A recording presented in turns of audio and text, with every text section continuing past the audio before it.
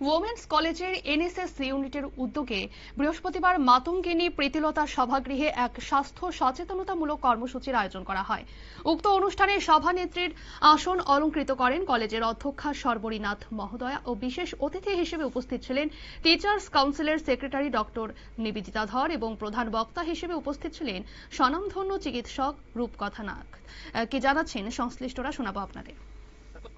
NSS sell করছে, এটা মূল উদ্দেশ্য হলো, আমরা জানি যে শীতকাল এসে গেছে প্রায়, তাই কি করে ছাত্রীরা শীতে ভালো তাদের স্কিন থাকবে, খাদ্যাভ্যাস কি হবে, wellness of the human body আর কি, যাতে শীতকালীন কি সচেতনতামূলক ওরা অ্যাক্টিভিটিস করবে যাতে ওরা সুন্দর স্কিন পায় এবং খাদ্যাভ্যাস কি করলে ওরা সুন্দর সুস্থ থাকবে, সেটা নিয়ে আজকের মূল আমাদের অনুষ্ঠানটা। ডক্টর রূপকথা নাথ এসছেন, উনি এটাই বোঝাতে চাইছেন যে কি করে প্রত্যেকটা ছাত্রী সুস্থ থাকতে পারে এবং সুন্দর স্কিনের অধিকারী হতে পারে, বা তার যে স্কিনটাই থাকুক এটা সুন্দর স্বাস্থ্যবান একটা স্কিন থাকে, সেই উপলক্ষে উনি আজকে লেকচারটা দিচ্ছেন। তাই এই লেকচারে খাদ্যাভ্যাস সম্বন্ধে এবং কি কি স্টেপস নিলে ওদের সুন্দর